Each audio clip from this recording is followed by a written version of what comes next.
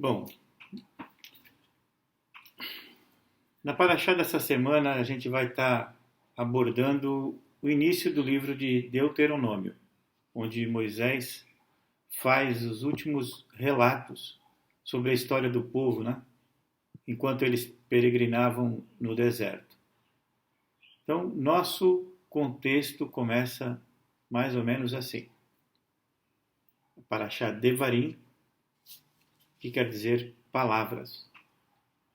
Em português, nós temos o nome de Deuteronômio para esse livro, mas em hebraico é Devarim, palavras.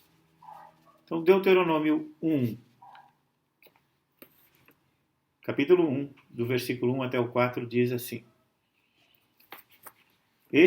Estas são as palavras que Moisés falou a todo Israel, além do Jordão, no deserto, na planície defronte do Mar Vermelho, entre Parã e Tofei, e Labã e Azerote, e de Isabe. 11 jornadas desde Horebe, caminho de Monte Seir, até Cades Barneia. E sucedeu que no ano 40º, no mês 1º, no primeiro dia do mês, Moisés falou aos filhos de Israel, conforme a tudo que Yahweh lhe mandara acerca deles. Depois que feriu a Sion, rei dos amorreus, que habitava em Hesbom, e a Og, rei de Bazã, que habitava em Astarote, em Edrei. Muito bem. Este relato traz uma retrospectiva dos fatos que ocorreram desde o momento em que Israel acabara de ver a derrota e morte dos egípcios lá no Mar dos Juncos. Agora eles estão no 40º ano dessa peregrinação pelo deserto. Ou seja, o período de provação pelo deserto está realmente chegando ao fim. Outro detalhe importante é que já neste período final, no deserto, os israelitas já estavam subjugando seus inimigos de uma forma muito fácil. Até mesmo natural. Nós aprendemos então que enquanto nós estamos sendo provados por Deus em nosso deserto particular, certamente nós veremos muitos milagres. Mas também veremos muitas vitórias sobre os nossos inimigos e sobre todos aqueles que se levantam contra nós em relação à palavra de Deus. Certamente que essa condição somente será verdadeira se houver obediência da minha e da tua parte, mesmo a gente estando no deserto. Deuteronômio 5, no mesmo capítulo 1, dos 5 até o 8, diz assim, ó: Além do Jordão, na terra de Moabe, começou Moisés a declarar esta lei, essa Torá, dizendo: O Yahweh vosso Elohim nos falou em Horebe, dizendo: Assaz vos haveis demorado neste monte. Voltai-vos e parti, e ide à montanha dos amorreus, e a todos os seus vizinhos, à planície, e à montanha, e ao vale, e ao sul, e à margem do mar, à terra dos cananeus, e ao Líbano, até ao grande rio, o rio Eufrates. Eis que tenho posto esta terra diante de vós. Entrai e possuí a terra que Yahweh jurou a vossos pais, Abraão, Itsaque e Jacó, que a daria a eles e a sua descendência depois deles. Moisés inicia sua declaração com palavras muito fortes, referindo-se a Deus como o Yahweh vosso Elohim. A palavra para definir Deus aqui vem do termo hebraico Yahweh, Yod-He, Vav-He, e significa literalmente: eu me torno aquilo que me torno. Normalmente traduzida como eu sou aquilo que sou. Mas na verdade é eu me torno aquilo que me torno. É uma tradução mais acurada. Já a outra palavra que identifica Deus, né, vem do termo hebraico Elohim, e significa, mais ou menos, Deus é o Criador. Aquele que se tornou a fonte e a razão da existência de todas as coisas. Tem também a palavra falou, nesse versículo, que vem do termo hebraico dabar. Dabar significa falar, declarar, conversar, ordenar, prometer, advertir. Então esse verso ele nos fala sobre o Criador do universo se tornando o Deus de Israel e estabelecendo o seu povo através de um diálogo, de uma conversa, de uma palavra, em que ambas as partes se manifestam. A parte receptora, Israel, e a parte geradora, Deus. Eles trocam experiências. E é lógico que a parte mais frágil, Israel, vai ser e é certamente aquela que recebe os maiores benefícios desse relacionamento. Agora, as palavras de Moisés são declaratórias quanto à promessa que Deus fez a Israel. Eis que tenho posto esta terra diante de vós. Entrai e possuí a terra. Aqui a frase tenho posto seria melhor traduzida por olhem e vejam, pois o termo hebraico usado aqui é ra, que significa ver, olhar, contemplar, observar. Já a palavra terra é uma palavra bem conhecida, né? Vem do termo hebraico eretz, e significa realmente terra, estado, mundo. Em português não aparece um termo hebraico que fica subentendido na frase diante de vós. Esse termo é o termo panim, que significa rosto, semblante. Essa palavra, panim, ela sempre ocorre no plural. Talvez numa indicação de que o rosto é composto por uma combinação de diversos aspectos. Nós devemos entender agora uma parte deste todo que está nos sendo apresentado. Os israelitas já estavam na fronteira, lembrem-se disso, da terra que Deus prometera aos seus antepassados, e agora eles certamente contemplavam panim, face a face. Havia um contato visual entre eles e a promessa que agora já não era mais uma conversa, uma palavra apenas, era realidade. Eles estavam no limiar de possuir a terra, o seu lar nacional, um novo mundo que seria construído por eles, dado por Deus. Quando eles vislumbraram isso em suas mentes, certamente que os seus rostos se encheram de esperança e de alegria, tornando assim manifesta essa felicidade através do rosto, da expressão, essa felicidade que estava no seu coração. O resto do verso nos diz que eles haviam de entrar e possuir a terra que Yahweh jurou a vossos pais. Possuir. A palavra possuir vem do termo hebraico yarash. Yarash. E significa o quê? Expulsar.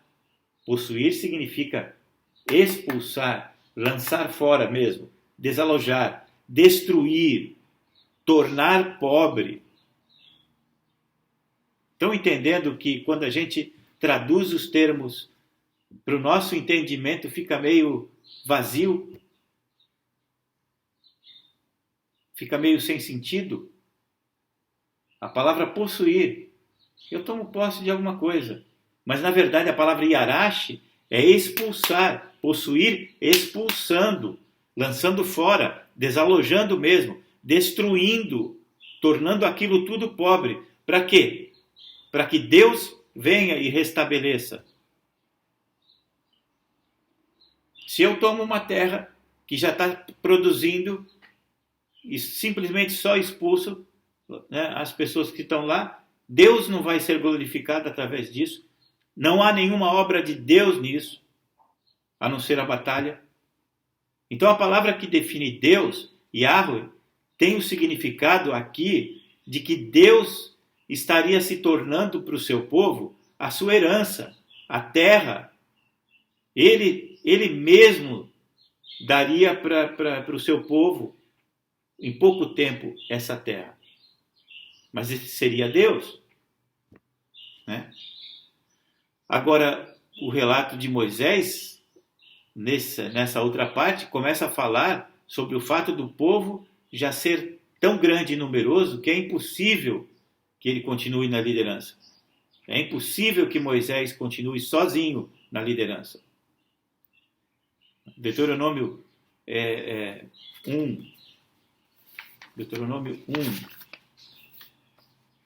do 10, versículo 10, 11 e 12, diz assim, ó: O Senhor vosso Deus já vos tem multiplicado, e eis que em multidão sois hoje como as estrelas do céu. O Senhor Deus de vossos pais vos aumente ainda 1000 vezes mais do que sois, e vos abençoe, como vos tem falado. Como suportaria eu sozinho os vossos fardos e as vossas cargas e as vossas contendas?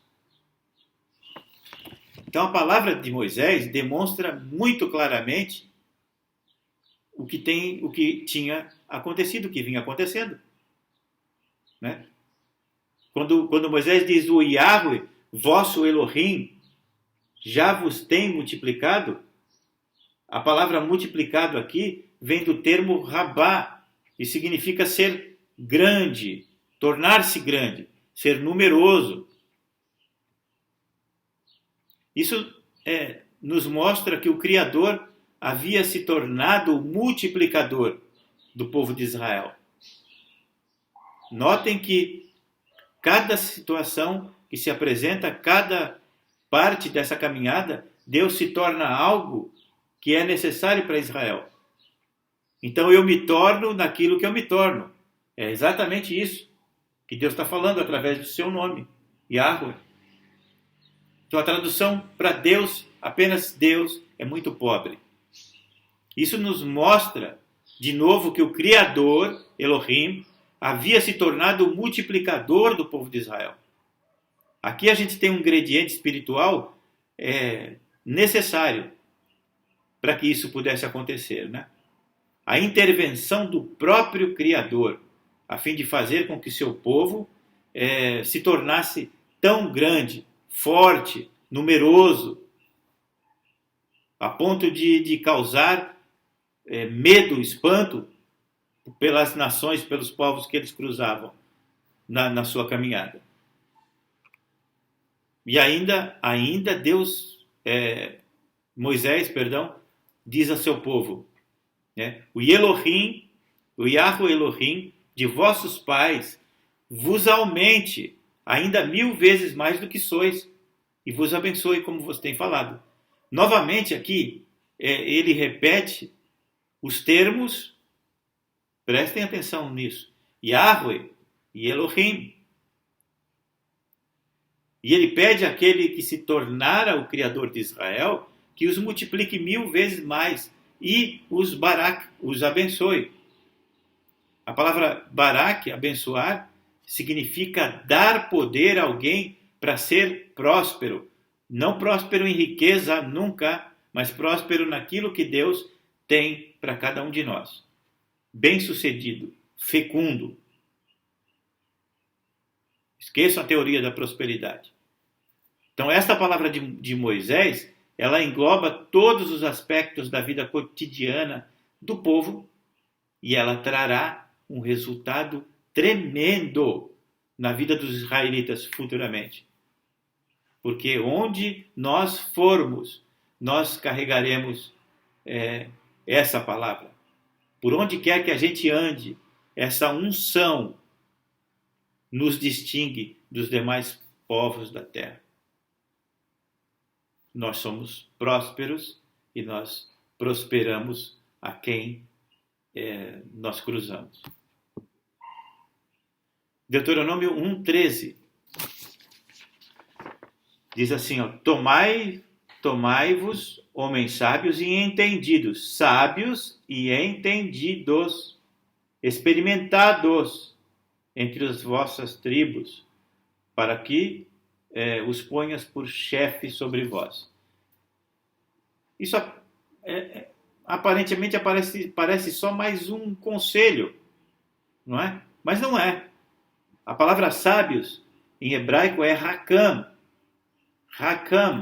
e significa ser sábio, agir sabiamente. Não esqueçam que tudo em hebraico é verbo, é uma língua verbo orientada. Então esses homens, que primeiramente são sábios, não têm apenas a sabedoria, mas eles agem de forma a externar essa sabedoria, que também não é apenas teórica, mas é profundamente prática. Além disso, eles possuem entendimento. Entendimento é conhecimento teórico e prático. Onde? Naquilo que eles fazem. E quando eu tenho conhecimento teórico e prático, eu sou um homem ou uma mulher experiente. Então isso significa que não são homens pegos para a liderança, né, às pressas, para exercerem uma função. Não, eles foram treinados e depois de serem aprovados, aí sim eles estarão servindo aos demais, com todas as suas habilidades. Deuteronômio 1,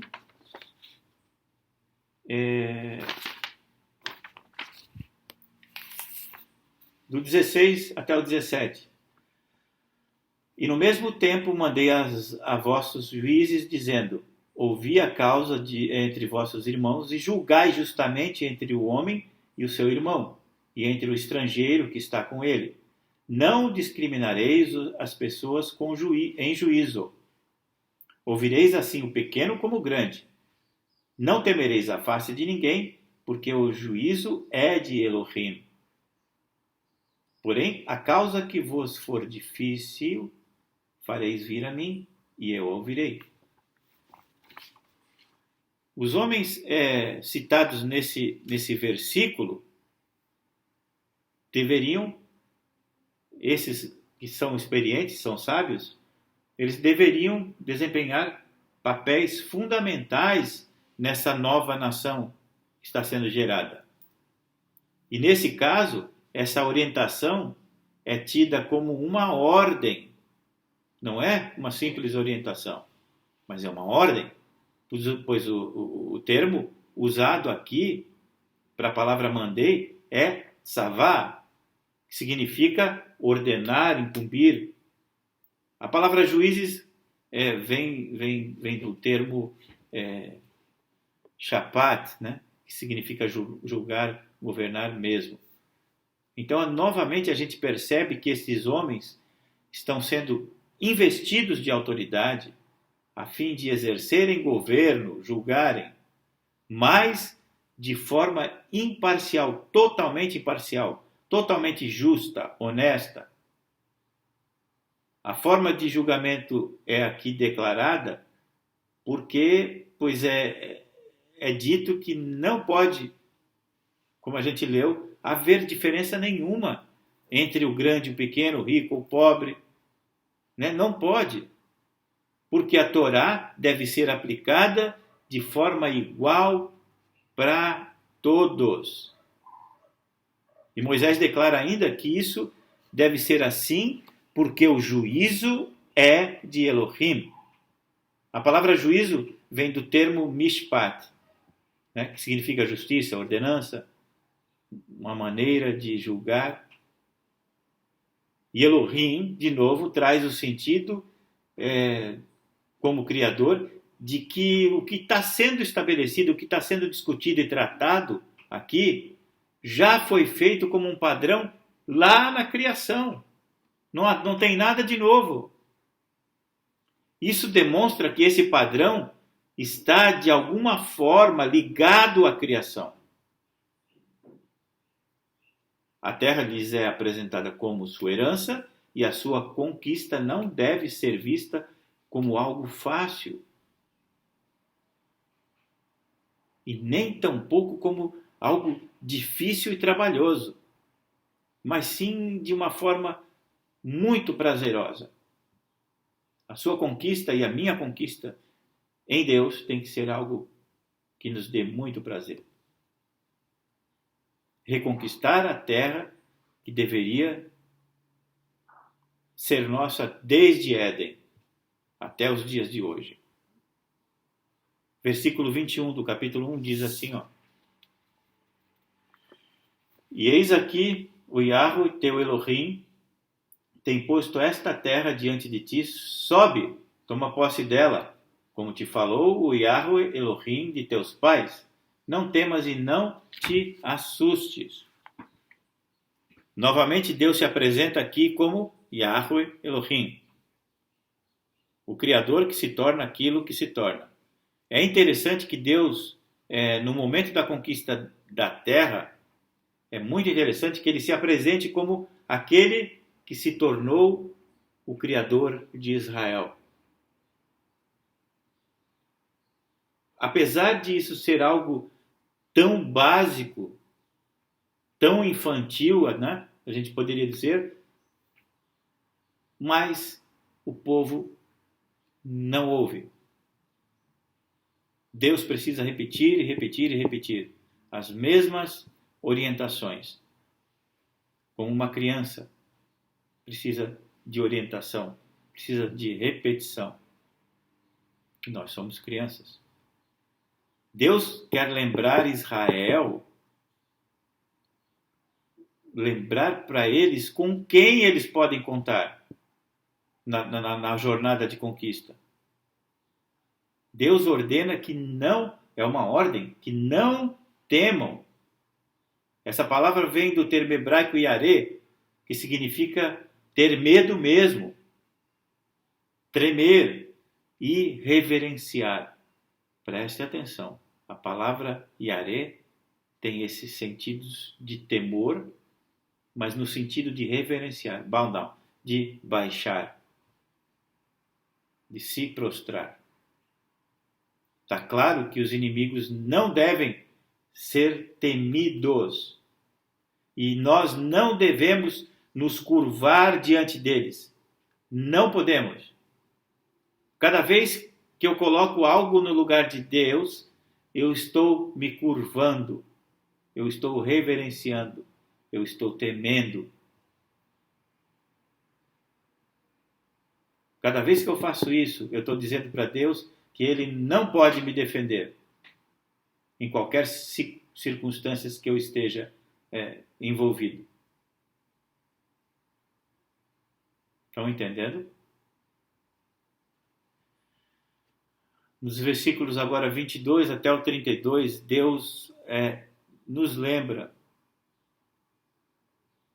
quanto à postura que os nossos pais tiveram, né? Quando foi ordenado para que espiassem a terra, né? Quando eles subiram. Então Moisés lembra essa passagem, que eles foram rebeldes, né? E disseram que Deus os odiava, né? Que Deus os tinha tirado do Egito para entregar nas mãos dos amorreus, para destruí-los. O texto, nesses versículos, do versículo 22 até o 32, nos informa que houve uma visita à terra, né? Como Deus ordenara. E depois que houve essa visita, houve uma conversa sobre as possibilidades ou não de conquistar essa terra. Houve então uma atitude de rebelião contra Deus. E uma atitude de rebelião ainda pior, a murmuração. E essa palavra vem do termo Hagan, que significa murmurar, cochichar mesmo. E o mais interessante é que esse ato de cochichar, de murmurar, não foi público, como diz esses versículos, como cita. Esse Esse ato de murmurar foi oculto em cada tenda, em cada orrel, que é a palavra para tenda. Essa murmuração não foi algo público, coletivo, né? Aberto. Foi algo que ocorreu na intimidade de cada lar.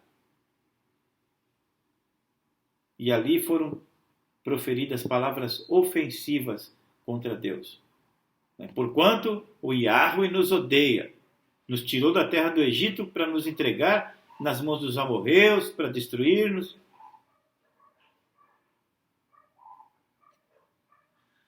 Os israelitas afirmaram que Deus, Yahweh, os odiava. A palavra odiar é siniá em hebraico. E significa ódio mesmo, aversão. E ela é usada para expressar um sentimento de ódio intenso. Aquelas pessoas lá estavam dizendo que o mesmo Deus que se tornara o livramento para eles, que se tornara a redenção, a salvação, agora se torna um ser que sente aversão por eles e que odeia eles. Sabe o que isso parece? O que isso significa? Que eles estavam, como muitos hoje estão, comparando o nosso Deus, Yahweh, com os deuses do Egito. Né? Porque esses deuses do Egito, quando estavam de bom humor, abençoavam os súditos. E quando estavam de mau humor, eles destruíam, matavam e não se importavam com os pedidos do povo. Como é que então os israelitas confiariam num Deus como esse? O sentimento deles era que o nosso Deus os tinha tirado do Egito a fim de serem destruídos e entregues nas mãos dos seus inimigos. Isso está acontecendo hoje com você? Você está se curvando diante dos teus inimigos? E inimigos, gente, não são aqueles que vêm para nos matar, roubar e destruir diretamente. Não, são os que estão fora da comunidade. Certamente não era e nunca foi essa a intenção de Yahweh. Não mesmo. Deus diz assim, não, eu não te disse, não vos espanteis, nem temeis os teus inimigos. Por quê? Porque o Yahweh, vosso Elohim, que vai adiante de vós, ele é que pelejará por vós.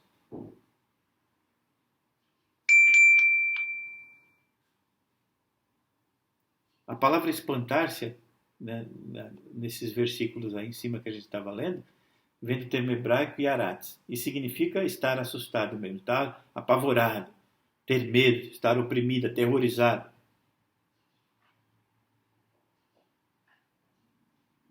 Os inimigos de Israel, os nossos inimigos,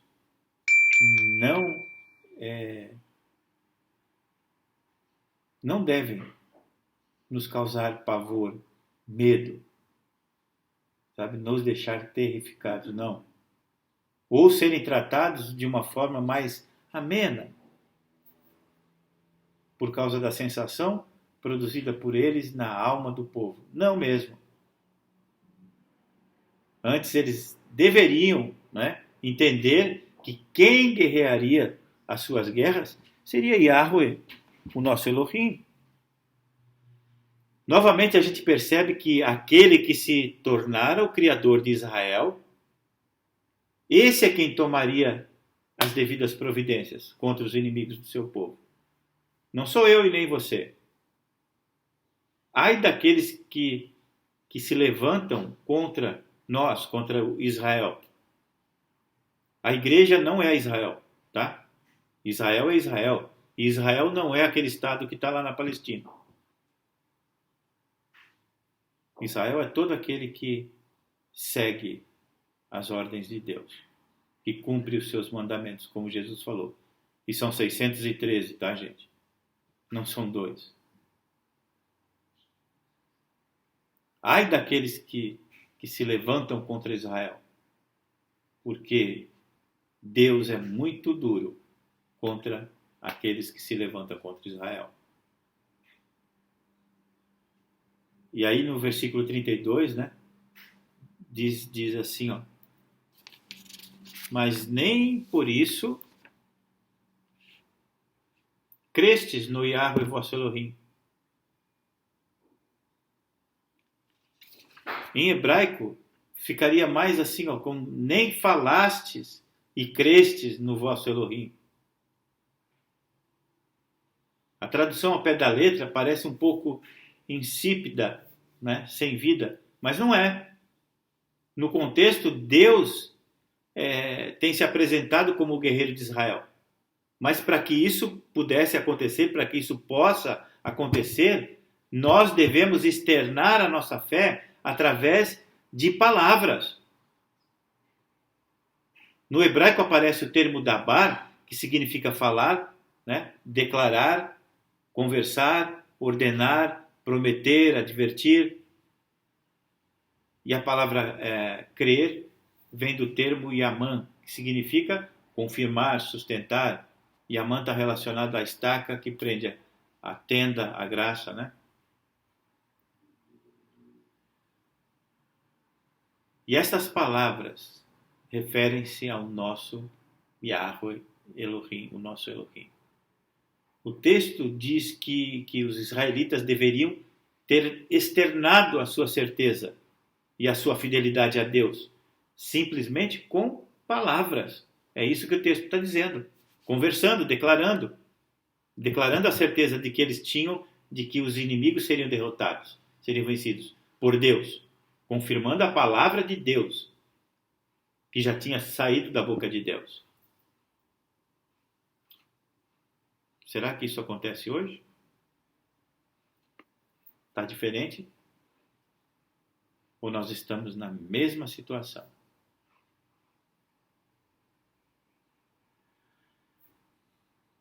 Tudo foi feito através da palavra, a palavra liberada, a palavra falada. As palavras ditas por eles foram negativas e geraram em Deus uma postura que se refletiu nos fatos que se seguiram, né? A morte dos descrentes.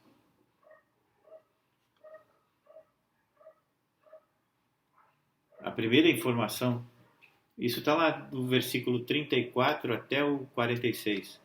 Depois você lê com calma. A primeira informação que temos nesses versículos aqui é que nenhum dos murmuradores veria a terra, nenhum. A exceção somente de Caleb, que perseverou em seguir a Yahweh.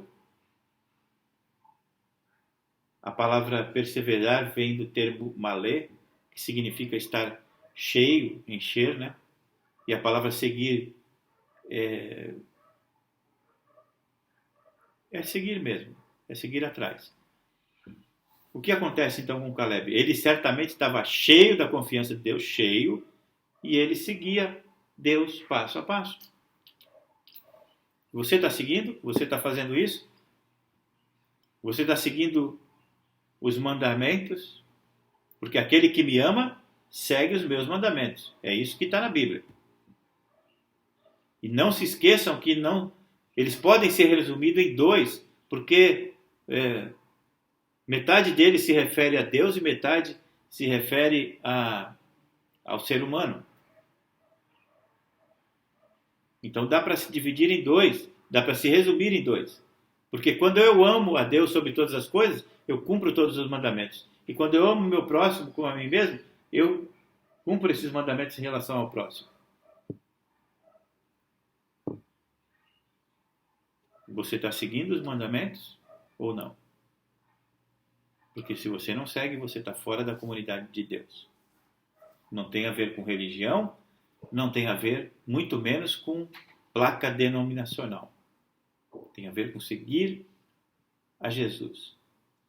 E Jesus é o verbo, é a palavra. Jesus é a Torá, é a própria Torá. Ele é o verbo vivo. No verso 38 fala de Yehoshua, né? Traduzido como Josué. Yehoshua, filho de Nun, né? O nome de Yehoshua em hebraico é o mesmo nome de Yeshua, de Jesus. E esse nome quer dizer Deus é a salvação. Yahweh é a salvação. Então Deus diz para Moisés que Josué, Yehoshua, deveria ser fortalecido, pois é ele que faria Israel herdar a promessa, né?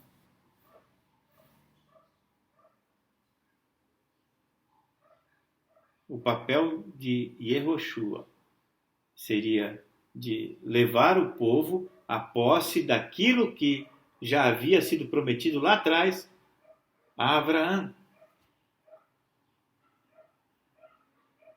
Essa é a função de Jesus. Uma delas, né? É nos levar à terra prometida, que foi prometida aos nossos pais. O povo reconhece que pecou nos versículos a seguir, né? O povo reconhece que pecou. E a palavra pecar é ratá, é errar o alvo, né? É sair do caminho. Sair do caminho. Essa é a palavra pecar. É a palavra ratá. E esse erro foi cometido contra aquele que se torna aquilo que o seu povo precisa. Yahweh. Isso significa que para o pecador ele se torna aquilo que se torna. Então, para o pecador, Deus, Yahweh, se torna o quê? Juízo. Enquanto que para os obedientes, Deus se torna o quê? Barak, bênção. No verso 49, Deus diz que eles foram rebeldes à sua palavra. A palavra rebelde é o termo hebraico marad. Significa se revoltar, ser rebelde mesmo. Novamente essa revolta foi contra Yahweh. Isso significa que o povo simplesmente ignorou aquilo que Deus já lhes havia dito e resolveu revoltar-se. Como um bando de rebeldes. Não obedecer a Deus. O resultado dessa revolta foi que os inimigos perseguiram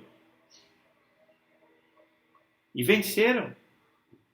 Por quê? Porque eles não estavam vivendo de forma obediente aquilo que Deus já havia dito.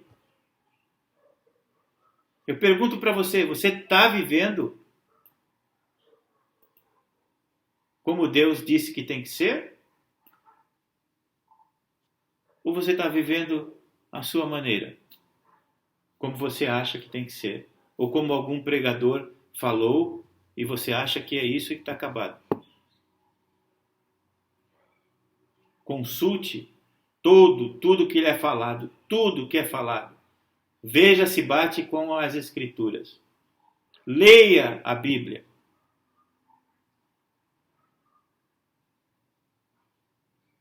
E após essa derrota deles, né? Eles se apresentaram chorando diante de Yahweh. Por quê? Porque foram pisoteados por aqueles que Yahweh já tinha dito que eles derrotariam.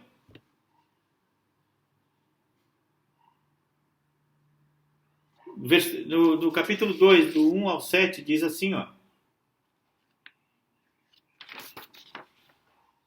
Capítulo 2.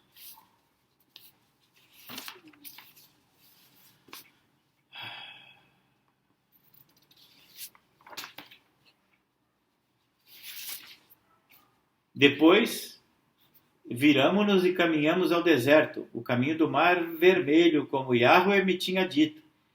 E muitos dias rodeamos o Monte Seir. Então o Yahweh me falou, dizendo, tendes rodeado bastante esta montanha, virai-vos para o norte, e dá ordem ao povo, dizendo, passareis pelos termos de vossos irmãos, os filhos de Esaú, que habitam em Seir, e eles terão medo de vós. Porém, guardai-vos bem, não vos envolveis com eles, porque não vos darei da sua terra, nem ainda a pisada da planta do pé. Porquanto a Esave tenho dado o monte Seir por herança. Comprarei deles por dinheiro comida para comerdes, e também água para beber. Pois o Yahweh, teu Elohim, te abençoou em toda a tua obra das tuas mãos. Ele sabe que andas por este grande deserto. Estes 40 anos o Yahweh, teu Elohim, esteve contigo, coisa nenhuma te faltou. As ordens haviam sido muito claras, quando diziam que os israelitas deveriam passar pela terra dos seus inimigos, mas que eles os temeriam, os inimigos os temeriam. Deus havia ordenado que os israelitas deveriam passar pelas terras dos descendentes de Esaú e de Esaú, porque esses descendentes, que a Bíblia chama de irmãos, eles os temeriam. A palavra ordenar aqui vem da palavra tzav, e significa incumbir. A palavra temer, né, de novo, vem da palavra yaré, que significa ter medo, reverenciar, baixar a cabeça. Em português aí faltou uma palavra que não está na nossa tradução, que é o termo meod, que significa extremamente, muito, abundância, força. Então os inimigos de Israel, que também são seus parentes, estão entendendo? Teriam um sentimento de extremo temor pelo fato de Israel estar passando por ali e por já terem ouvido acerca das coisas que Deus havia feito aos outros inimigos do seu povo, de Israel. A orientação aqui é muito clara de não se envolver com eles. Eu e você não podemos nos envolver. E aí inclui os parentes de sangue mesmo, que não servem ao Senhor. Não se envolva. Não tenha comunhão, não sente à mesa.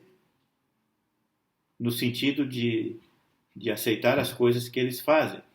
Bem entendido. Não é que agora você vai deixar de ir na casa dos teus parentes para ser testemunho, né? Para ser o evangelho vivo. É lógico que você tem que ir. Mas você não pode se envolver. Ou seja, você não pode ter comunhão com as coisas erradas que eles fazem. Erradas diante de Deus. Né? Não pode. Não pode.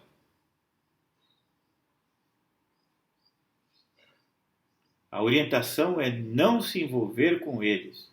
Somente passar por aquele caminho para chegarem à terra que Deus tinha prometido. Pois Yahweh, o teu Elohim, te abençoou em toda a obra das tuas mãos. Ele sabe que andas por este grande deserto. Lembram disso? Esses 40 anos? Então a gente nota que Deus outra vez se apresenta como Yahweh Elohim, o nosso Elohim.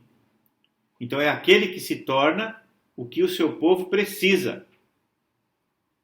E esse que se torna aquilo que o seu povo precisa, está abençoando, né? Está Barak, dando poder de ser fecundo para aquilo que Deus quer que você seja. Esse poder foi dado a Israel em relação a toda a obra das suas mãos. A palavra obra aqui vem do termo hebraico mayaseh, que significa ato, negócio, destreza, propósito. Ou seja, enquanto eles estiveram no deserto, aquele que se tornou o seu Criador fez com que o povo de Israel carregasse sobre si um poder que fazia com que tudo aquilo que eles fizessem tivesse sucesso, mesmo estando no deserto. Havia sobre ele essa unção que os guiava no sentido de não errarem o alvo, né? De não ratar, de não pecarem, de não perderem o propósito que havia sido estabelecido. Na sequência, Deus lembra que nas suas caminhadas pelo deserto, os seus inimigos iam sendo desalojados. E a fama de Israel ia sendo transmitida adiante deles, causando o temor dos inimigos. Nós não temos que ter temor. Não confundo isso com orgulho, hein, gente? Eu não tenho... agora, né, Deus é comigo, porque eis que te digo diante do meu umbigo que Deus é comigo. Miserável. Eu tenho que estar com Deus, e aí Deus vai adiante. Não sou eu que vou aparecer. E não sou eu que vou me ajoelhar diante dos outros, ou seja, fazer a vontade dos outros. Não. Se a vontade dos outros ferem a Bíblia, ferem aquilo que Deus ordenou que eu devo fazer, eu estou fora. Eu estou fora.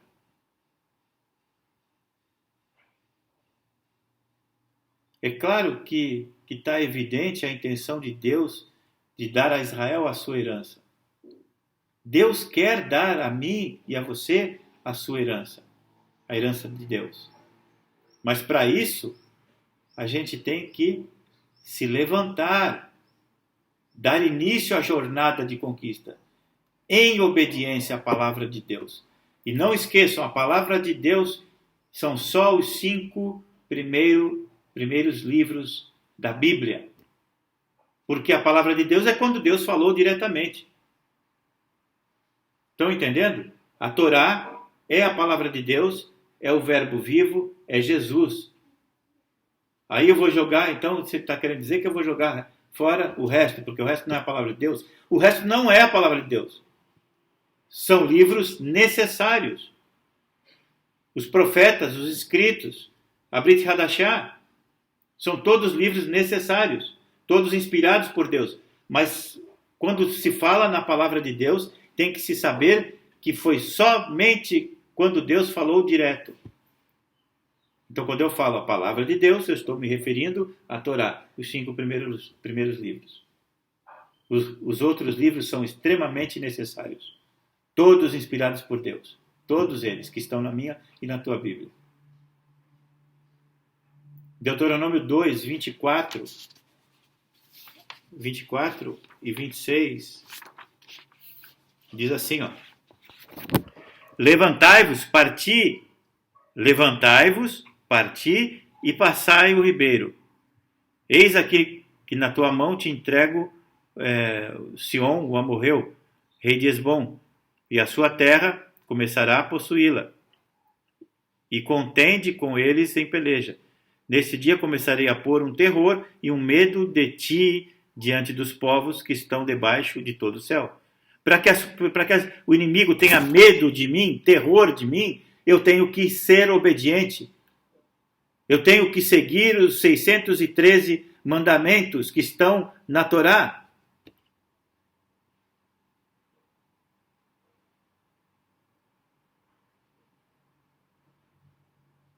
Como que Deus vai ouvir a minha oração se eu não sou obediente?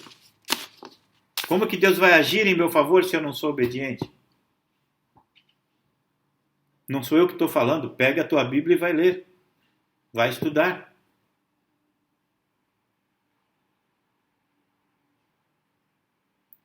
Na sequência do relato de Moisés, né, ele relembra ao povo tudo o que havia acontecido com eles e de como eles esmagaram os seus inimigos, conforme ao que Yahweh tinha dito. Quanto mais os inimigos resistiam a Israel, mais espetaculares eram as vitórias que eles conseguiam. Porque não eram eles, era Deus. Era Deus, gente.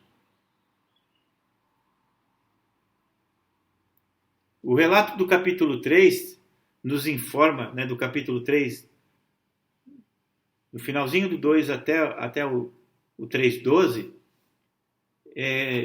informa para nós como que o povo de Israel procedeu quando estava no processo da conquista da terra, em especial na terra de Bazã, né? Esse rei, o rei Og, ele era um remanescente dos Néfilins, dos gigantes. A Bíblia está muito clara nisso. A cama dele tinha 9 por 4 côvados. Isso dá mais ou menos 4,5 metros por 2. Então, quando está dito que a terra foi tomada em possessão, a palavra tomar, yarash, significa expulsar, lançar fora. Lembrando de novo que nós já falamos no início. Então ela tem o sentido de obter o controle de uma região mediante a conquista e a expulsão e a destruição de todos os seus moradores.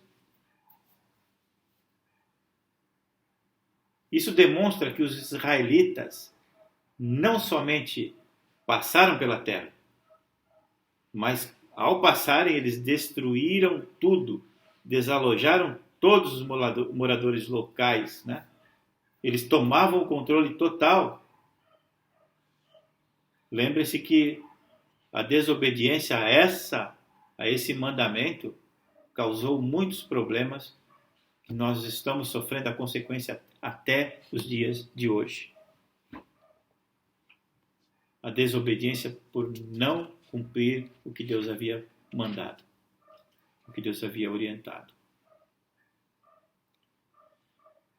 As orientações de Yehoshua, do versículo 18 até o 22 do capítulo 3, são muito claras no sentido de que Israel não abrigue dentro de si nenhum sentimento de temor em relação aos seus inimigos.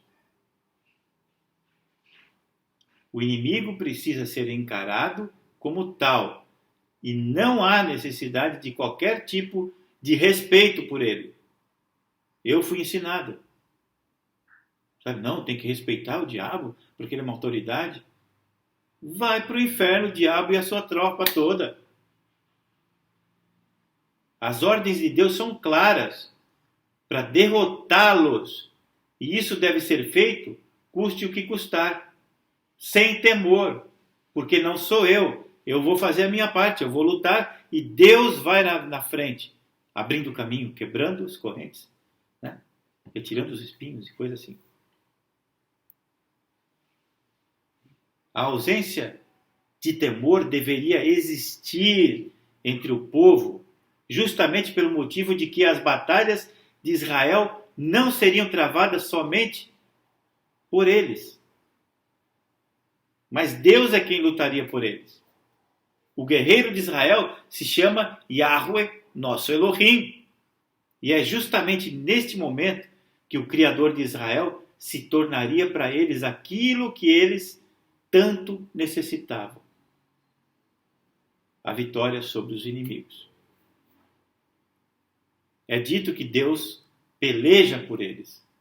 A palavra pelejar, yahan, significa lutar, combater. É isso mesmo. Nós sabemos que este combate é feito primeiro na eternidade, no mundo espiritual.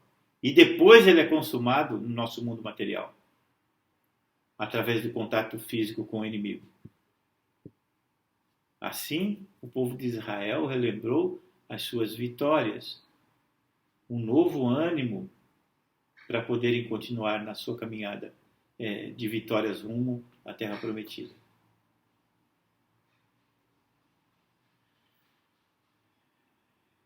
Que Yahweh, o nosso Elohim, nos ajude a seguirmos o exemplo bom de Israel, né? A fim de nós podermos encarar o nosso inimigo de forma correta, como alguém que já foi vencido. O inimigo já foi vencido e nada mais pode contra o exército de Deus. É evidente que essa vitória só é possível aos servos que são obedientes às ordens de Yahweh, o nosso Elohim. Que a nossa obediência nos conduza à vitória. Shalom. Até a próxima paraxá.